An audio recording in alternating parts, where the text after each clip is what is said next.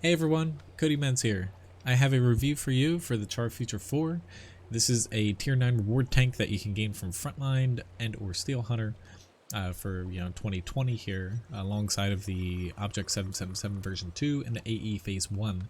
Now this video I'm going to basically specifically focus on the Char Futur 4, how it plays, my thoughts on it, and basically do a little breakdown of its stats and also play a battle in it.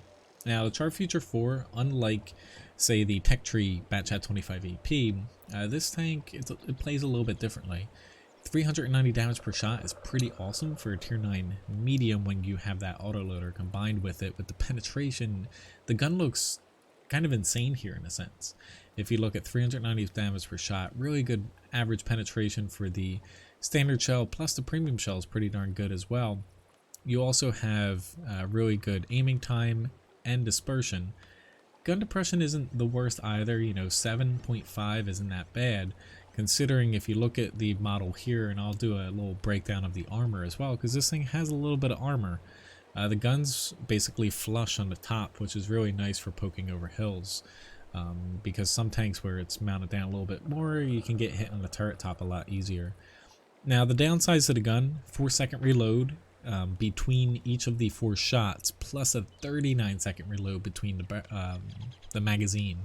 So comparing it to the Batchat 25 AP, just looking at the gun stats here, these other tanks I threw them in just for comparison reasons as well, but focusing on the French Batchat, this tank plays more as a longer range, like mid-range to long range kind of support, kind of sniper damage dealer than the Batchat 25 AP that you can get a little bit closer in that thing, and it's a little bit harder to play that further away due to the accuracy and also the lack of penetration.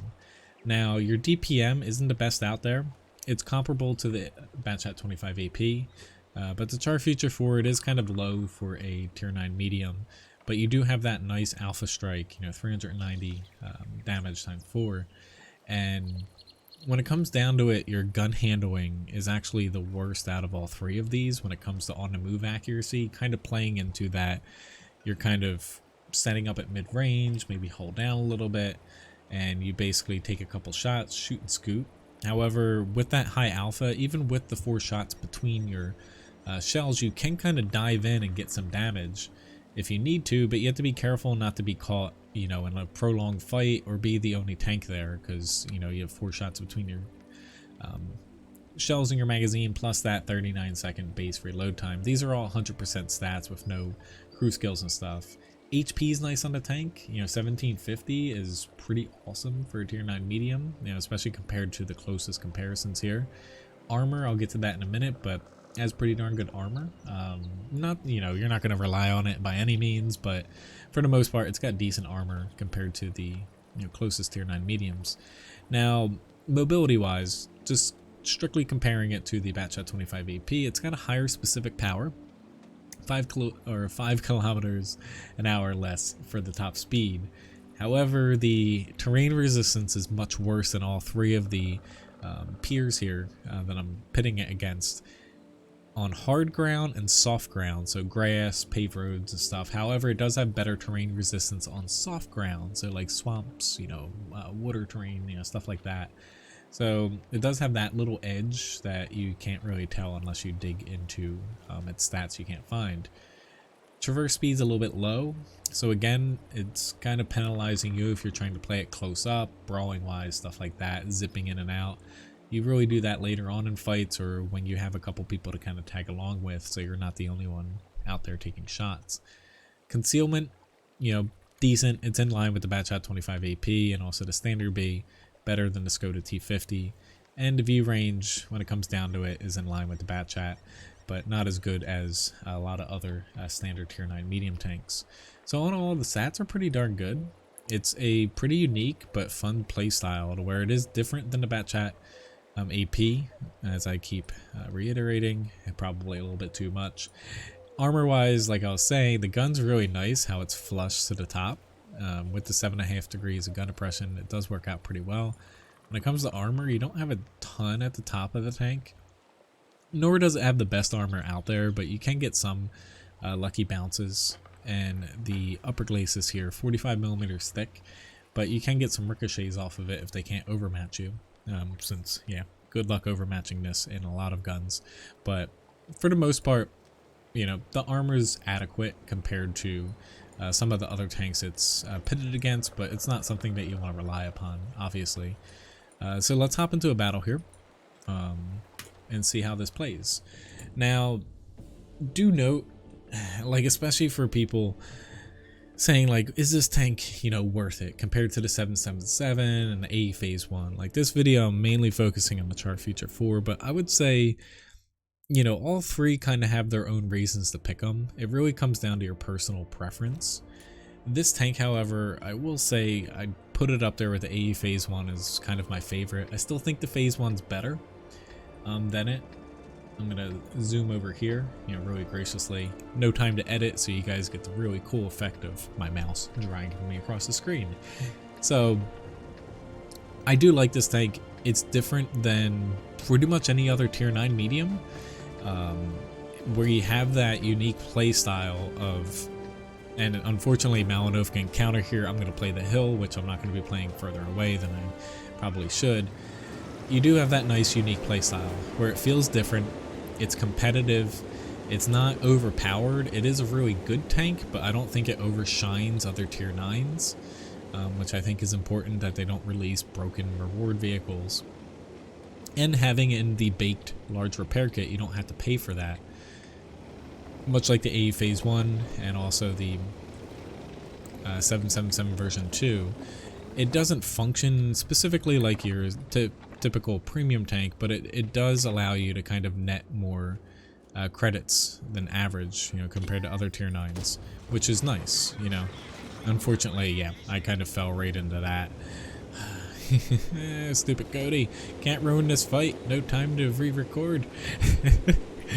Yeah, I shouldn't have sat there. I knew the Lynx was gonna spot me. So, like, if you're wondering, like, should I get this tank over the AE Phase 1 or the 777, it really comes down to what type of tank you're looking for. Like, this is definitely a flexible tank. The gun's solid on it. You know, the armor, you know, it's not really something you lean on, but it's a really easy tank to play if you're not diving in. Diving in expecting, basically, to play it like the other French tanks, say like the Burlesque, that there's a couple on the enemy team. You're not going to dive in, shoot 2 shells really fast and run away. It's not that like that. It's a little bit more thinking in the beginning, keeping your HP up, and later on, then maybe you make a couple risks. Now, ultimately, when it comes to crew training, it's okay at crew training, because that's one thing you kind of have to weigh for reward tanks, and it does that job pretty well. And when it comes to meshing with, so play styles, even though it does kind of set itself apart from the tech tree French tanks, I feel like it does kind of keep things somewhat similar enough to where you are kind of comfortable playing it. Much like the AE Phase 1 is pretty similar to the M103, it just adds a little bit more armor to it for the most part, and it's a little bit better at hold down because of that. And the Object 777 version 2 is similar to the T10, the Object 257 specifically. ST1 a little bit less so, but that tank, you know, keeps that similar playstyle and mainly shifts the turret towards the center of the tank, and you can poke around corners a little easier in that thing, but not as good as 257. The tanks, I feel like the reward tanks, they wanted to kind of keep them somewhat unique, but also keep them a little bit familiar. This one feels, you know, familiar enough to where you're not going to be lost, but compared to the AE Phase 1 and 777, it probably is the most unique out of those tanks, specifically compared to the tech tree counterparts. Now, I have to be really careful here. I'm probably going to regret doing this. We'll let you know in a couple seconds here. But the 4 seconds between the shells, it is really weird to get used to sometimes. But once you do, I don't mind it that much. It's mainly, which this Burlesque is going to murder me. It's mainly just reminding yourself not to dive in and expect to, you know, pew pew pew really fast like some other French tanks and be able to clip people. You still have that high alpha, but 4 seconds between shells is really, it's really bad if you play too aggressive. But if you play safe, like those first couple shots I took, I shot, I moved back, but the breast started hitting me. It can actually be a benefit to where you're getting high alpha shots off, you have good penetration, good accuracy, and you don't have to stay out there because your shells are firing every couple seconds. You can kind of pull back, regroup, pop out, take another shot, and you're doing a lot more damage per shot with each one of those. So I find it, you know, it's a negative and it's a positive, but gameplay wise, this thing's fun. Like, even on like confined maps, the alpha does kind of hold you up a little bit, which is nice, even though you might not like that 4-second inner reload. But for the most part, you know, this tank I think is definitely a worthy pickup, you know, if you're looking to get it from Frontline or Steel Hunter, and you're not really going to regret picking this thing up if you like French tanks. I'm kind of regretting pushing here because my team somehow has not killed that WZ-120, but it is what it is. In any event though, thanks for watching this little review I did. Hopefully it helps you out if you're kind of on the fence between, say, the Char Futur, AE Phase 1, 777 version 2. I think this is the tank to where reward tanks, you know, they have a tendency, since they don't provide extra credits, to maybe fall out of favor over time. But I feel like the gameplay of this, it's fun, it's consistent. The gun, you know, really makes it easy to pop into this tank because you don't have to worry too much about the penetration, the accuracy, the damage, which is really nice. It's nice not having to worry about that too much. So it gets a vote, you know, from me as far as being a good tank.